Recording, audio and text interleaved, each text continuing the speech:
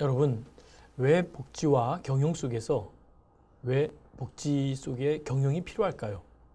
저는 그것을 한 단어로 위기다라고 생각을 합니다. 복지의 위기, 이것이 오늘의 적절한 용어가 아닌가 이렇게 생각을 합니다. 복지가 혼자 서기에는 너무나 어려운 현실 속에 살아가고 있습니다. 복지라고 하는 그러한 많은 나무들이 흔들리고 있고, 심지어는 그 나무들이 뿌리채 뽑히기도 하고 뒤집어 엎혀지기도 합니다. 이러한 현실 속에서, 위기 속에 복지가 살아남을 수 있는 그러한 방안을 찾는 것 중에 하나가, 저는 복지가 경영과 함께 손을 잡고 그 복지와 경영이 융합된 학문으로 새롭게 만들어져 간다면 반드시 이 복지의 위기를 우리는 타파할 수 있을 것이다 라고 생각을 합니다. 위기의식을 잘 우리는 넘어가야 되겠고, 위기를 직시해야 됩니다. 자, 위기를 직시한다라는 건 뭘까요? 자, 우리 가끔 보면은 파도가 막 밀려오면 어때요? 파도를 뒤로 하고 막 도망가다 보면 파도가 와가지고 그들을 쓸어서 끌고 가는 경우들을 많이 보게 됩니다. 이기기 위해서는 어떻게 할까요? 파도를 직시해야 된다는 거죠. 파도를 바라보고, 파도를 같이 올라갈 때 같이 올라가고, 내려갈 때 내려가면서 정신을 똑바로 차리고 파도를 직시하고 파도를 탄다면 오히려 그 위기를 즐겁게 또 슬기롭게 넘어갈 수 있을 것이라는 것이죠. 두려워하지 말고, 겁내지 말고 직시하자. 이것이 오늘 여러분과 제가 함께 생각할 하나의 키워드다라고 생각합니다. 위기는 항상 옵니다. 그러나 위기는 반드시 기회를 동반한다는 것이죠. 기회가 없는 위기는 없습니다. 자, 이 위기를 우리는 어떻게 될까요? 이제 기회로 삼아야 돼요. 아, 이제 기회가 왔구나. 위기가 올 때마다 기회가 왔구나. 무엇인가를 놓치고 무엇인가를 잃어버렸을 때 우리가 생각할 것이 있습니다. 아, 이제 나에게 기회가 오는 것이구나. 이것이 우리가 생각할 중요한 키워드가 된다라고 생각을 합니다. 여러분, 이제 기회가 오고 있습니다. 기회가 이미 와 있는 것도 우리가 볼 수 있습니다. 자, 램 차란이라고 하는 학자가 있습니다.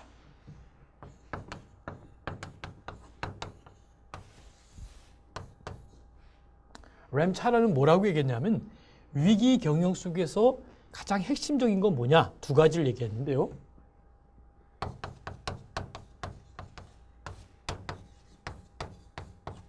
참여와 몰두다, 이렇게 얘기했습니다. 참여와 몰두. 어딘가에 참여하고 어딘가에 몰두할 때 이것이 위기를 이길 수 있는 중요한 키워드가 된다라는 것이죠. 위기가 올 때 우리는 피하는 것이 아니라 거기에 참여하고 같이 집중해야 된다는 것이죠. 그래서 우리가 참여하고 몰두하자. 이것을 뭐라고 얘기할까요? 한마디로 얘기하면 집중 경영. 자, 우리가 그 람차란이라고 하는 학자가 이야기했듯이 위기가 올 때 우리는 집중해야 된다. 집중. 그러니까 우리가 경영이라고 하는 말 속에서도 우리가 여러 가지 용어로 말할 수 있겠지만 집중 경영, 집중 매니지먼트 하자. 자, 우리가 나름대로 요즘 많이 쓰는 용어 중에 하나 보면은 선택과 집중이라는 단어, 여러분 아마 기억하고 들어본 적이 있을 거라고 생각합니다. 우리 인생도요, 많은 것을 하면 얼마나 좋겠습니까? 사회복지 영역도요, 이 아동부터 청소년, 노인, 장애인, 그렇죠? 뭐 다문화, 뭐 기타 등등등등 많은 것들을 하면은 좋겠습니다만, 음식점 같은 경우도 어때요? 많은 음식점을 다 하려고 그러면 그 많은 자원들과 그 재료들을 다 모아놓고 스탠바이 하고 기다려야 돼요. 그것이 다 팔리면 좋겠지만 그렇지 않죠. 어떤 재료는 많이 팔리지만 어떤 재료는 남을 수가 있어요. 자, 어떻게 될까요? 이기기 위해서는 오히려 줄여야 돼요. 선택과 집중으로. 종합사회복지관의 큰 그 맹점이 뭘까요? 너무나 종합적으로 하려다 보니까 전문적이고 의미 있게 스페셜리스트한 부분을 못한다는 것이죠. 단정복지관은 어떨까요? 노인이면 노인, 아동이면 아동, 청소년이면 청소년 같은 경우는 그 분야에 나름대로 프로페셔널한 영역이 있어요. 이게 나름대로 복지에 하나 우리가 고민해야 될 부분이 선택과 집중이라는 것이죠. 종합사회복지관에서 하고 있는 프로그램들 가만히 보면 어때요? 아동복지도 하고 청소년복지도 하고 노인복지도 하고 그렇죠? 사회적 기업의 일도 하고 상담도 하고 뭐 안 하는 게 없는 거예요. 그러니까 뭐 여성부터 아동, 청소년, 노인, 장애인 모든 분야를 다 하다 보니까 사회복지 하는 사람들이 머리가 복잡한 거예요. 특히 종합사회복지관에 있는 사람들은 조그마한 공간 안에서 모든 걸 하려다 보니까 힘든 거죠. 또 뭐가 힘들까요? 자기의 전문성에 대한 자기의 정체감에 대한 고민을 하게 되는 거예요. 과연 나는 내 전공은 뭘까? 자, 우리 사회복지하는 사람들끼리는 꼭 잊지 말 것이 하나 있죠. 당신의 전공이 뭡니까? 이렇게 물었을 때 여러분 뭐라고 답변하십니까? 예, 제 전공은 사회복지입니다. 제 전공은 소셜 웰페어입니다. 자, 이렇게 이야기하면 상대방이 들을 때 아, 사회복지시군요. 이렇게 얘기하고 끝날까요? 사회복지라고 하는 것을 알고 있으면서 당신의 전공은 무엇입니까? 이렇게 물었다는 것이죠. 거기다 대고 사회복지라고 이야기하면 어떻게 보면 의사들에게 당신의 전공이 무엇입니까? 이야기했더니 의사들이 제 전공은 의학입니다. 이렇게 이야기하는 거와 동일하다는 것이죠. 당신이 사회복지를 한 것을 알면서 당신의 전공이 무엇입니까? 라고 물었다면 질문한 사람은 뭘 기대할까요? 그 사회복지 중에 아동복지인지 청소년복지인지 노인복지인지 여성복지인지 다문화복지인지 그것을 물어보는 거라는 것이죠. 집중 경영이 참 중요하다라는 것이죠. 그래서 선택과 집중을 통한 접근 방법이 매우 의미 있고 소중한 방법이다라고 생각을 합니다.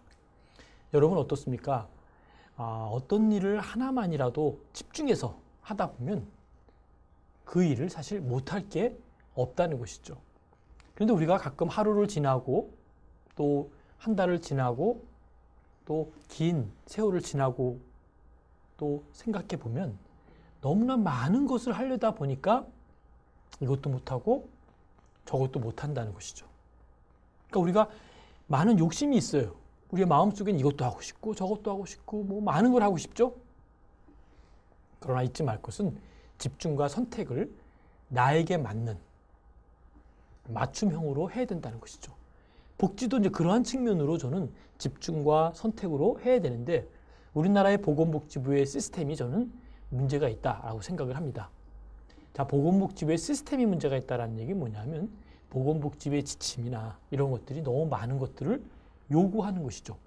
다시 말하면 현실을 무시한 많은 탁상 행정을 하다 보니까 아이디어는 페이퍼로는 얼마든지 많은 걸 요구할 수가 있겠죠. 이제 여러분들 이제 생각할 것은 사회복지도 이제 선택과 집중으로 시작해야 된다라고 생각합니다. 너무 많은 것을 하려다 보니까 제대로 못하는 거예요.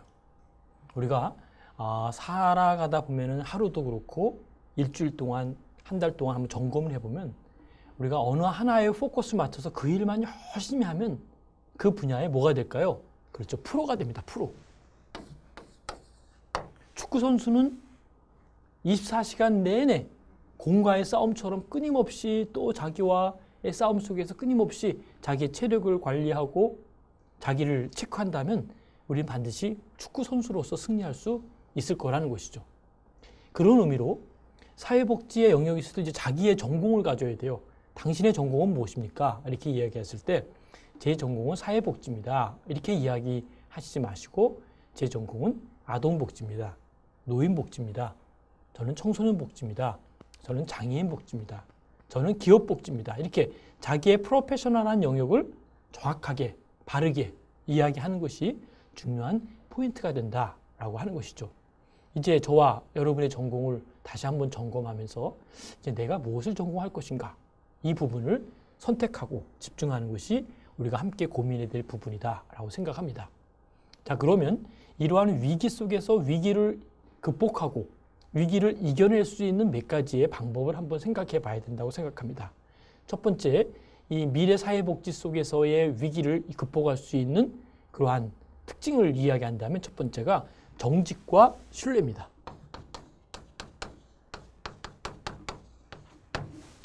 자, 정직과 신뢰라는 말을 쓴다는 것이 사실은 조금은 왜 갑자기 정직이라는 단어가 나오고 왜 신뢰라는 단어가 나올까 이렇게 아마 궁금해 하실 수도 있겠지만 우리가 IMF 이후 또 성공하는 기업들을 조사, 연구하는 그러한 잡지가 있습니다. 또 포춘지라고 하는 그런 잡지에서 보면 미국의 100대 기업들, 성공한 기업들을 쭉 조사해 보았더니 그러한 기업들 중에 데이터 중에 성공하는 기업들은 두 가지 키워드를 찾아냈는데 바로 정직하다라는 것이죠. 정직한 기업은 어느 위기가 왔더라도 반드시 그 위기를 이겨내는 것을 보게 됩니다. 또 하나가 신뢰라는 것이죠. 여러분, 사람과 사람과의 관계 중에서 가장 으뜸이 되고 소중한 그런 관계는 뭘까요? 예, 그 관계는 신뢰라고 하는 관계입니다.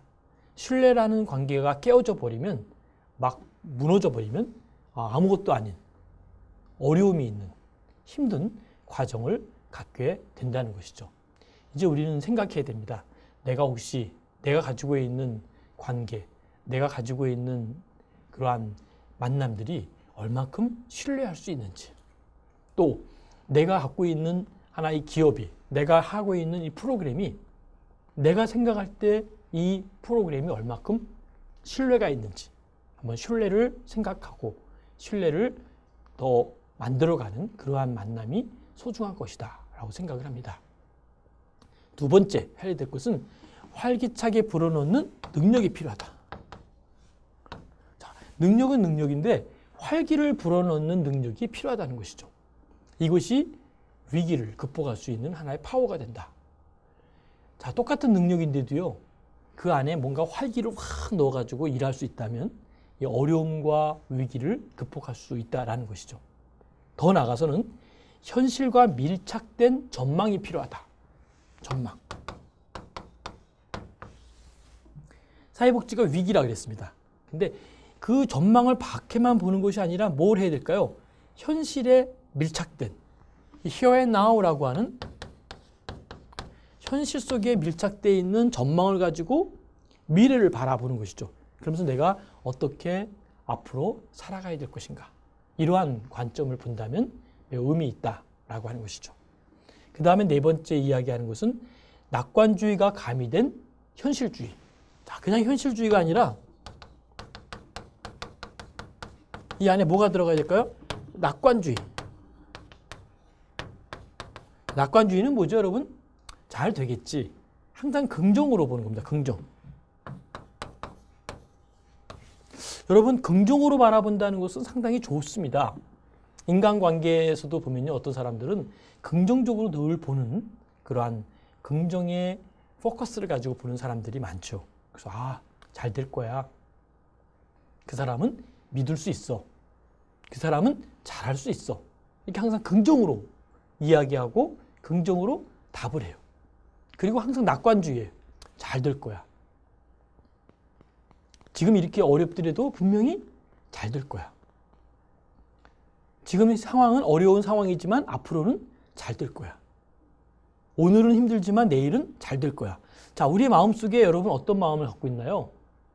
긍정적인 마음을 갖고 있고 낙관적인 마음을 갖고 있으면 반드시 그러한 사람은요, 긍정적이고 낙관적으로 살아가게 되어 있어요.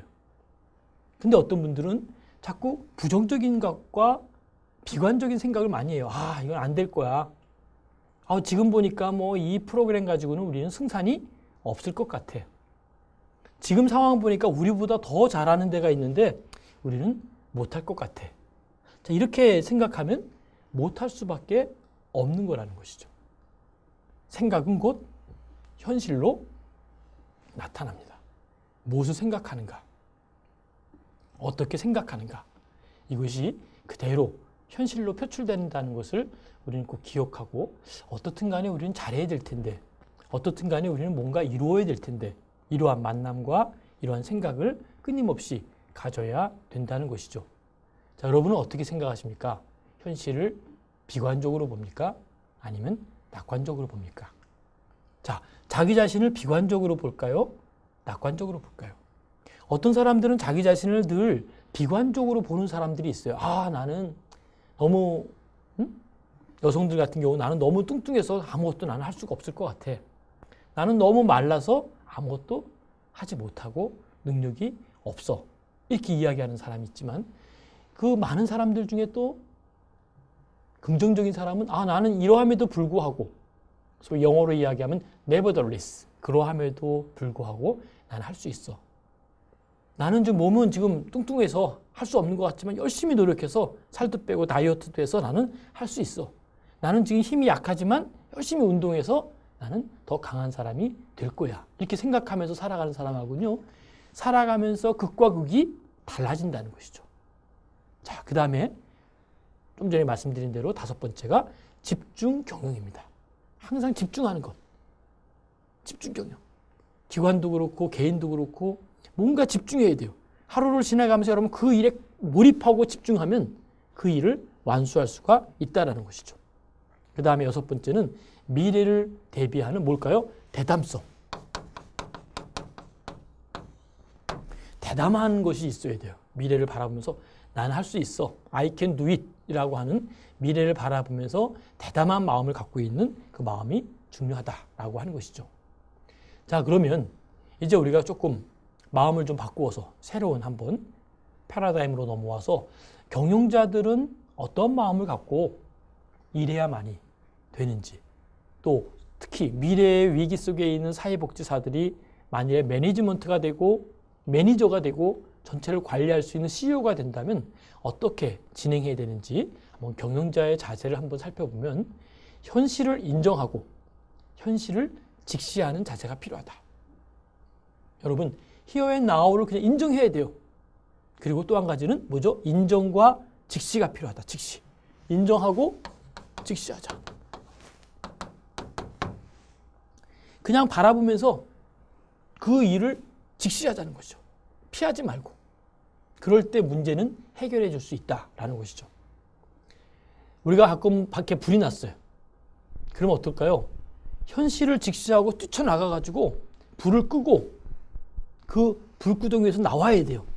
그런데 불이 났다고 해서 아, 나는 불이 났구나 이제 끝이다 하고 책상 밑에 웅크리고 앉아서 떨고 있다면 회사도 잿더미가 되고 본인도 살아서 나올 수가 없습니다. 밖에 불이 나거나 밖에 폭풍우가 몰아치거나 우리는 그 부분을 피할 것이 아니라 직시하고 나가는 것이 중요하다라는 것이죠. 그러기 위해서는 대담한 용기와 현실을 직시할 수 있는 능력이 있어야 된다는 것이죠. 그 다음에 여러분 경영자의 자세에서는요.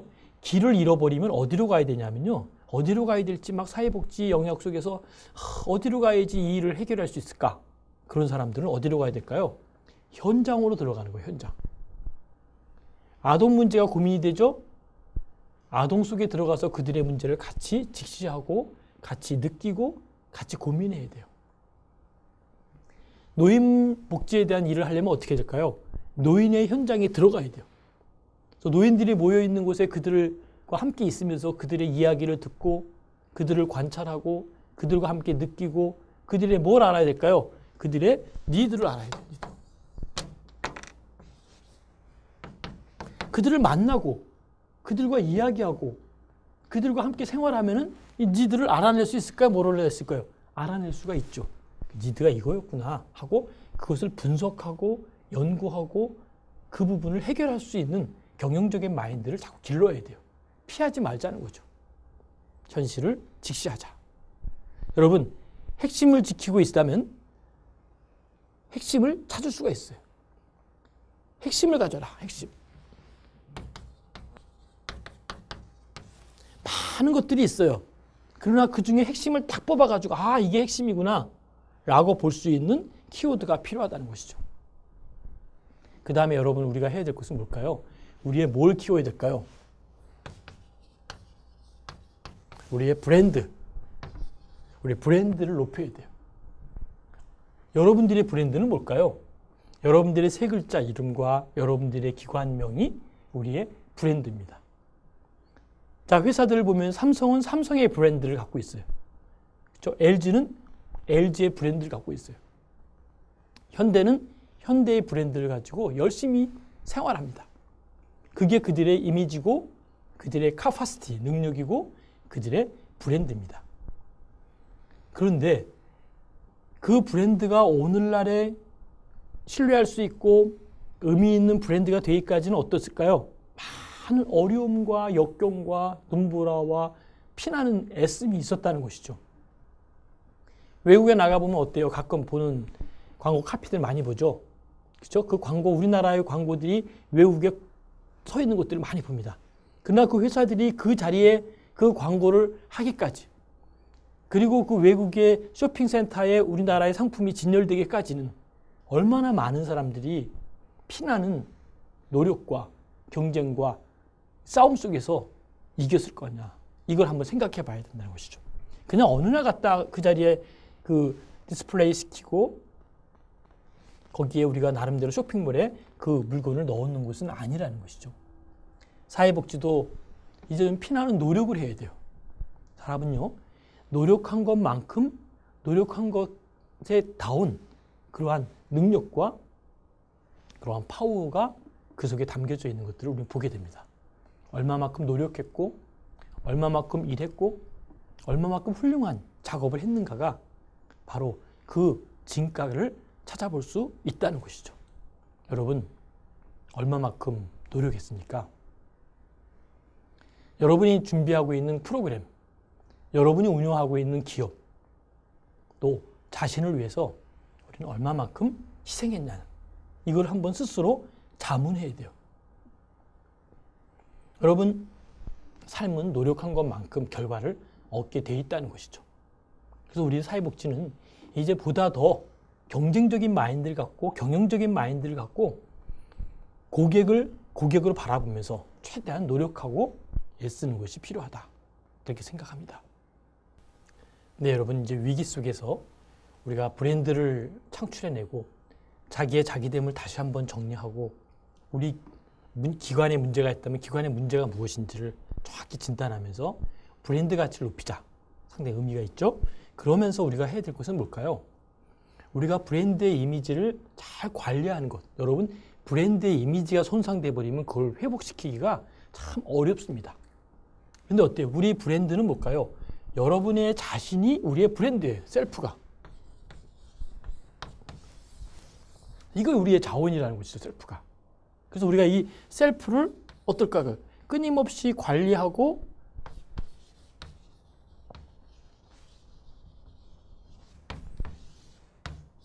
이 브랜드를 잘 유지하기 위해서 나를 잘 관리해야 돼요. 이런 부분이 우리에게 참 필요하다라고 하는 것이죠. 자, 이 위기를 극복하기 위해서 여러 가지 해야 될 것이 있겠죠. 그 부분은 뭘까요? 우리가 그 위기를 극복할 수 있는 몇 가지 방법들 중에 한 가지가 명확한 전략과 수립, 그리고 핵심 사업 자원의 배치다. 이렇게 볼 수 있는 것이죠. 근데 구체적으로 얘기를 하면요. 좀 전략을 세우더라도 좀 클리어하고 명확한 전략을 세우자는 것이죠.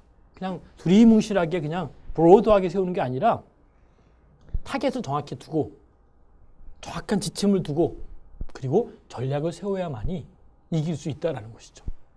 적과의 싸움에서 우리가 그냥 무대뽀로 그냥 막 하다 보면 많은 전력의 손실을 갖게 되고 그 싸움에 질 수도 있다는 거예요. 좀 우리가 구체적으로 홍보를 하더라도 구체적으로 프로그램을 짜더라도 아주 구체적으로 컨서머라고 하는 클라이언트들을 우리가 대할 때도 아주 구체적이고 세밀한 그러한 케이스를 가지고 진행하자라는 것이죠. 그리고 핵심 사업. 자, 우리 예를 들어서 우리 기관은 핵심 사업이 이것이다. 우리는 핵심 사업이 노인 쪽에서도 노인의 일자리 창출이다 하면 그 부분을 좀 클로즈업 시켜가지고 구체적으로 다른 사람이 보더라도 야, 정말 그 프로젝트는 정말 잘했다. 이렇게 소위 칭찬을 받을 만큼 완벽한 하나의 시나리오를 가지고 진행하자는 것이죠. 여러분 한 드라마를 봐도 그렇고요. 영화를 봐도 그렇고 어떤 대작들을 보면요. 많은 그 시간과 공을 들이고 그것에 대한 시나리오를 아주 완벽하게 짭니다. 그리고 그대로 진행을 하면서 그 속에 시너지 효과들을 막 가미시키죠. 그러다 보면 어때요?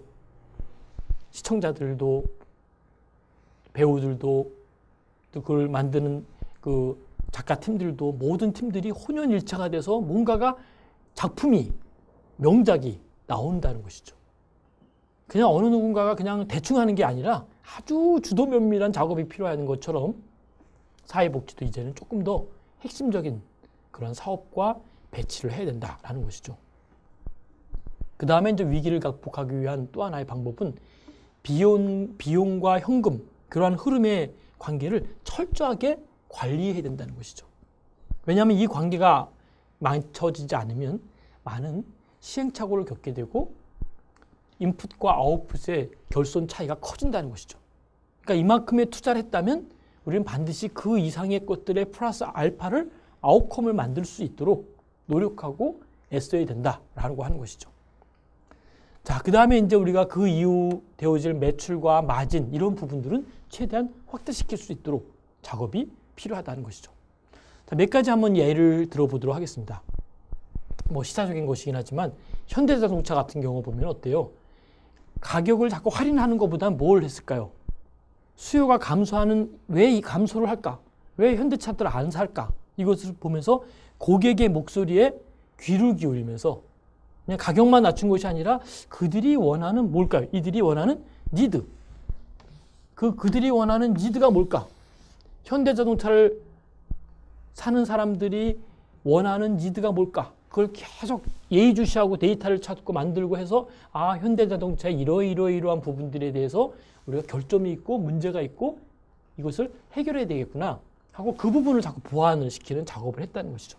그러면서 현대자동차는 자기의 자리를 지키고 다른 타 자동차들보다도 조금씩 나아지는 이러한 성과와 이러한 나름대로 결과를 가져왔다는 것이죠. 여러분, 뭐든지 그냥 프로그램만 낮게 하는 것보다 또 프로그램 가격을 낮추는 것이 아니라 사람들이 안 오면 그 이유를 한번 찾아봐야 된다는 것이죠. 어떤 음식점들을 보면 어때요? 가격이 굉장히 비싸요. 다른 데보다도 10%, 20%, 30% 비싼데 어때요? 사람들은 계속 그 집을 가는 경향을 많이 봅니다. 그러면 왜 다른 데보다도 그렇게 10%, 20% 비싼데도 불구하고 사람들이 갈까 하고 연구하는 마음으로 한번 그 식당을 예의주시하고 관찰하고 한번 스터디해 보세요. 거기에는 무언가의 이유가 있다는 것이죠. 음식의 맛에 대한 비법이 있든지 청결성에 대한 비법이 있든지 아주 친절하든지 그 집에서 주는 모든 것들은 잘 먹어도 될 만한 서로의 신뢰가 회복되어 있다든지 뭔가 독특한 맛을 내는 그 집만이 내는 그것이 있거든요. 이것이 잘 되는 비결이 있는 것처럼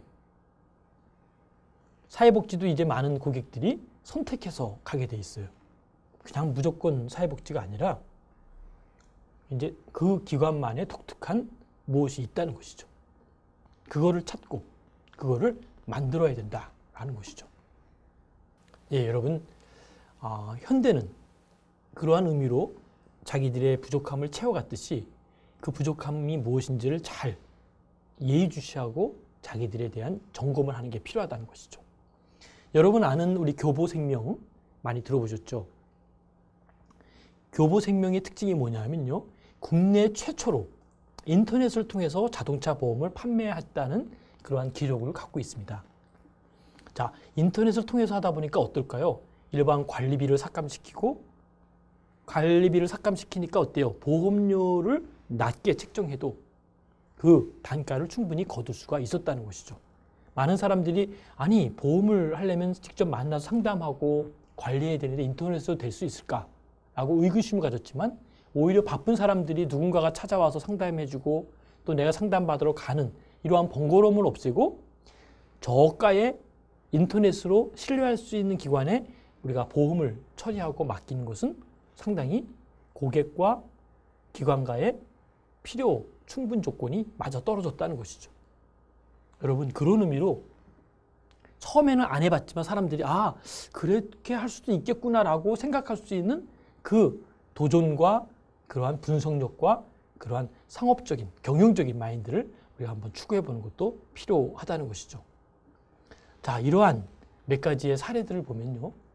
이제 우리는 자신 있게 이야기할 수 있겠죠.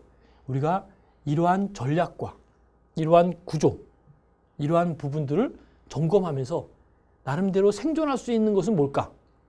생존할 수 있는 최우선적인 목표, 근본적인 하나의 바운더리를 갖고 있을 수 있는 그 주체가 무엇일지 그거를 추구하고 만들어가고 이끌어가는 것. 그리고 그 안에서 무언가를 나름대로 고객 중심과 함께 만들 수 있는 그러한 경영적인 것이 복지 경영에 필요하다는 것이죠. 이제는 복지가 위기라고 말씀을 드렸습니다. 이러한 위기 속에서도 참여하고 몰입하고 그리고 더 집중해서 나간다면 반드시 이 위기에 대한 복지를 이겨 나갈 수 있을 것이다 라고 봅니다. 여러분, 위기라고 해서 이제 주저앉거나 머뭇거리거나 뒤로 후퇴할 것이 아니라 앞으로 전진하고 또 더 나아가서는 더 강한 대시를 하고 그리고 나아가서는 보다 창조적이고 보다 의미 있는 그런 쪽으로 우리가 전환을 하고 나아간다면 이 복지의 위기 속에 새로운 도전과 새로운 승리를 만들어 갈 수 있을 것이다 라고 생각합니다. 이제 복지는 위기이지만 위기를 극복할 수 있는 것은 복지와 경영이 하나가 되어서 새로운 기법으로 나아갈 때 새로운 복지에 대한 새로운 패러다임이 만들어질 것이라고 봅니다. 복지에 대한 새로운 위기 그리고 위기 속에 타파할 수 있는 우리의 자세를 배웠는데요. 이러한 것들을 우리가 기초로 복지 경영에 대해서 한 걸음 진일보할 수 있는 그러한 시간이 되었으면 좋겠습니다. 복지 위기는 반드시 이겨낼 수 있습니다. 이 시간 여기까지 하도록 하겠습니다. 수고하셨습니다.